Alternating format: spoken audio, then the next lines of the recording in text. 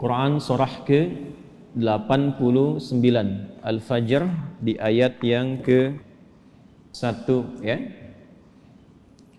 Sudah? Sampai ayat 3. Bismillahirrahmanirrahim. Wal fajr walayalin 'ashr wasyaf'i wal watr. Tambahkan satu ayat lagi, wal laili idza yasr. Baik, wal fajr, aku bersumpah demi waktu fajar. Di dalam Al-Quran kita temukan ragam sumpah yang langsung disampaikan oleh Allah Subhanahu wa ta'ala. Allah itu tidak bersumpah pun pasti yang difirmankan sudah penting.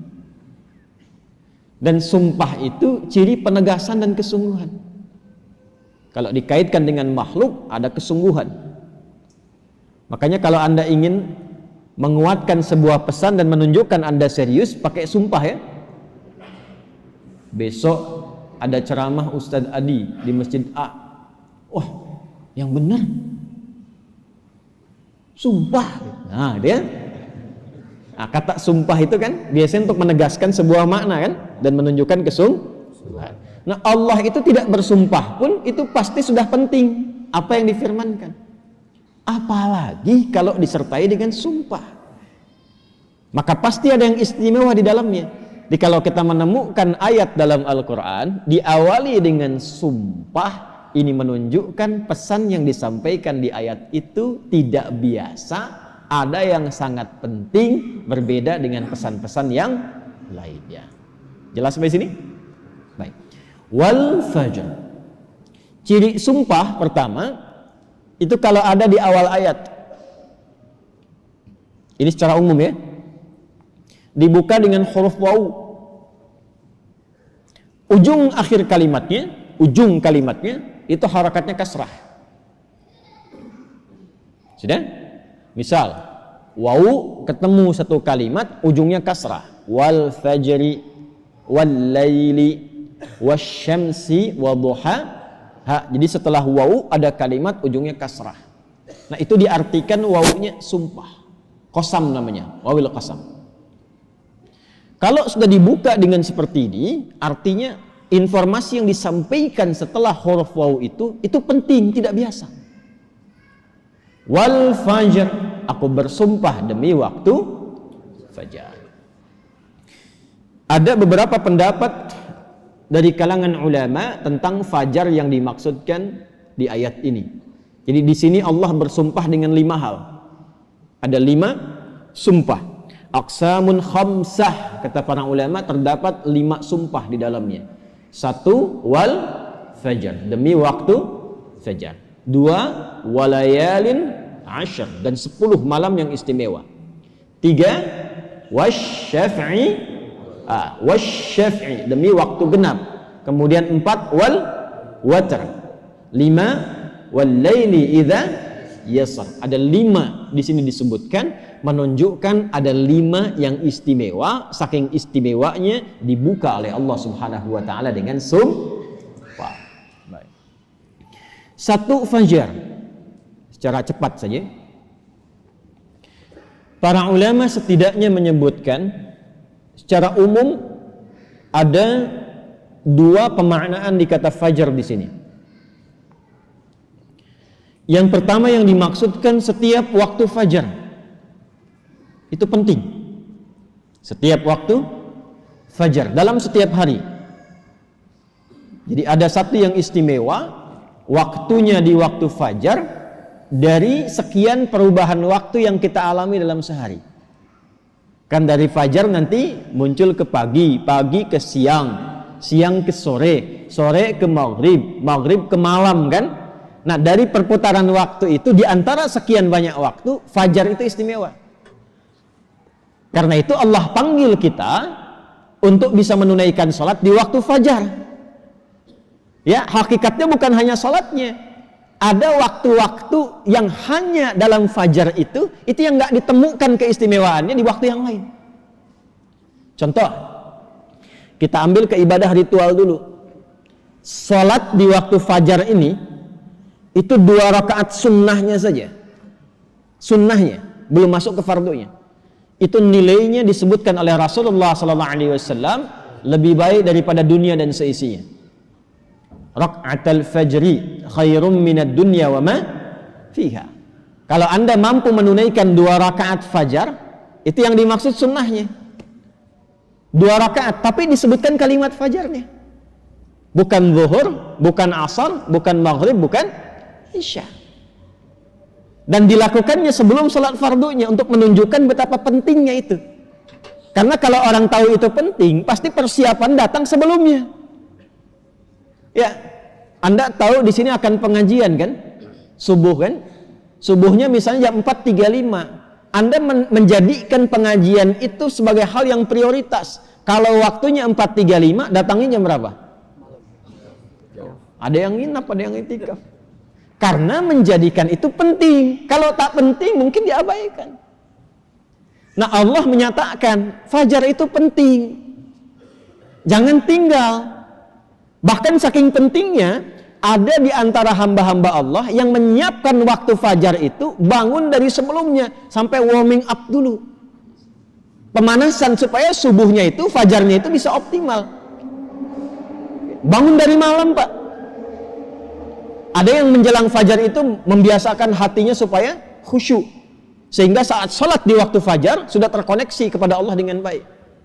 Cara menyiapkannya dengan istighfar. Waktu singkat menjelang fajar itu disebut sahar namanya. Jamaknya disebut ashar. Ada orang-orang yang kalau sudah tiba waktu ini, dia banyak istighfar, istighfar, istighfar, istighfar. Supaya hatinya lapang saat fajar tiba, terkoneksi sempurna kepada Allah. Sempurna. Nyambung. Itu ada di Quran surah ke-51 ayat 18. Wabil ashari hum yastaghfirun. Ya. Kalau ingin dikuatkan kesabaran, ingin diberikan rizki sehingga bisa sering infak, ya. Ingin diberikan kemampuan menjalankan segala sesuatu dengan benar, menatap dengan benar, mendengar dengan benar, berjalan secara benar. Itu diantara amalannya, rajin istighfar di waktu sahar menjelang fajar. Dah, ini ijazahnya langsung dari Al-Quran. Surah ketiga Ali Imran di ayat ke-17. As-sabirina was-sadiqina wal-qanitina wal-munfiqina wal-mustaghfirina bil ashar. Ya. Quran surah ketiga Ali Imran ayat 17. Paling kiri sebelah atas tuh. Itu di situ istighfar di waktu sahar itu disamakan dengan 4 amalan tadi. Sabar, khusyuk dalam ibadah, bisa rajin infak dan benar dalam menjalankan aktivitas. Itu di antara latihannya rajin istighfar menjelang fajar. Makanya kalau sudah istighfar, terbuka hatinya, terkoneksi dengan Allah, itu ibadahnya akan lebih enak dibandingkan dengan yang jarang istighfar. Gitu. Alhamdulillah. Ada sifat qanitin di situ. As-sabirina wal qanitina. Sedangkan kita diminta salat itu dengan sifat kunut. Orangnya disebut qanit, jamaknya qanitin. Ada di mana ayatnya? Al-Baqarah ayat 238. Hafizu 'alas salawati was salatil wusta wa qumu lillahi qanitin. Tuh. Kalau mau salat, mau enak salatnya, jangan sekedar salat. Memang betul sudah selesai, ya, menuntaskan kewajiban, beban kewajibannya hilang. Tapi kenikmatannya dapat nggak? Manfaatnya dapat nggak? Kalau ingin menikmati salat, ingin dapat manfaatnya, dapat ketenangan, terkoneksi dengan Allah, doanya cepat dijawab, maka khusyuklah dalam salat. Nah, di antara cara mendapatkan khusyuk itu istighfar. Dibuka. Sehingga sekat-sekat yang membuka kita itu, yang menghambat koneksi kita dengan Allah itu terbuka. Ini dari Quran. Dari Quran. Nah, dibiasakan istighfar paling enak itu di waktu sahar menjelang fajar. Apalagi kalau bisa tahajud sebelumnya. Kalau bisa tahajud, ya, tahajud kemudian istighfar, terbuka hati, rajin memberi di situ, itu disebut langsung oleh Quran kalau dia bertahan dengan itu sampai wafat, itu disebut sebagai calon penghuni taman surga yang sedang beraktivitas di bumi. Quran surah 51 ayat 15 sampai dengan ayat 23. Innal muttaqina fi jannatin wa 'uyun akhidhina ma atahum rabbuhum innahum kanu qabla dhalika muhsinin kanu qalila minal laili ma yahja'un. Itu tahajudnya. Wa bil ashari hum yastaghfirun. Itu istighfarnya. Nah, hakikatnya kita bangun malam itu, hakikatnya kita istighfar di waktu sahar untuk persiapan ke fajarnya. Salah satu maknanya itu. Makanya Nabi kan ya suka rebahan kan sedikit ya. Bukan rebahan yang sempurna. Ya kaum rebahanas nih ya. Coba dicek tuh. Kalau ada rebahan Nabi itu miring sedikit ke kanan kan, setelah istighfar tuh nunggu-nunggu sampai fajar tiba. Supaya kesadarannya optimal. Ada apa di fajar itu sampai dipersiapkan sebelum itu? Sampai-sampai 2 rakaatnya lebih baik daripada dunia dan seisinya. Itu kalau dibaca pakai iman, gak ada yang bisa menandingi. Saya tanya antum, dikasih 1 juta atau 2 rakaat sebelum subuh? Ayo. Oh, masa? Huh? Coba dicek. Sana ada lomba balapan di sirkuit tuh. Berlangsungnya sebelum subuh. Siapa yang datang duluan di dekat situ, 10 tempat pertama mendapatkan bonus 5 juta. Cuma nonton aja dapat 5 juta. Tawaran kedua, datang ke masjid, tunaikan 2 rakaat sebelum subuh setelah azan tiba, dapat dunia dan seisinya, lebih baik daripada dunia dan seisinya. Pilih mana? Nonton di sirkuit atau 2 rakaat sebelum subuh? Tuh, makin pelan jawabannya. Karena babnya iman, bukan akal. Akal yang dibimbing oleh iman itu lebih tajam nanti cara berpikirnya. Mampir dulu aja ke masjid, ntar balik lagi ke sana. Berarti ada yang penting. Kalau antum ingin latihan jadi orang baik atau anak pengen jadi baik tuh, konsistenkan subuh. Kayak ulama tuh enggak banyak ceramah, enggak banyak cakap, bilang subuh aja, konsisten. 40 hari subuh terus, ya? Sering begitu kan ya? Nah, itu saya bahas ilmunya sekarang. Dan itu dari Quran. Makanya agak aneh kalau rajin ta'lim, rajin saling mencela. Salat kok menjadi saling menuduh. Orang salat itu bersih hati. Orang ta'lim itu bersih jiwa.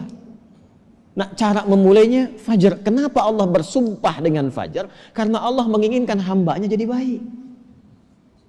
Itu pesannya. Nanti sifatnya beda dengan zuhur, beda dengan asar, beda dengan maghrib, lain dengan isya. Fajar itu pembukanya. Karena itulah saat fajar dipanggil, iman kita terpancar. Makanya saat tidur kalau dengar adzan, itu kan terpancar kan, sudah adzan. Dan sekelebat itu ada yang meminta kita bangun tuh. Allahu Akbar, Allahu Akbar. Bangun tiba-tiba dengar adzan. Itu yang terpanggil imannya. Ketika cahaya iman itu merespon suara adzan, itulah fajar namanya. Dari maknawinya. Dari segi waktu dia melatih keadaan kita jadi lebih baik, terkoneksi dengan Allah. Kalau sudah hatinya bersih, nyambung dengan Allah, doanya mustajab. Innallaha tayyibun la yaqbalu illa tayyibah. Kata Nabi demikian. Allah itu maha baik sehingga akan cepat menerima dari yang baik-baik. Hatinya sudah baik, sudah lapang, jauh dari maksiat, maka apapun yang dia minta dikabulkan oleh Allah Subhanahu wa taala. Karena itu saat-saat paling tepat untuk berdoa itu, memperbanyak doa itu saat fajar.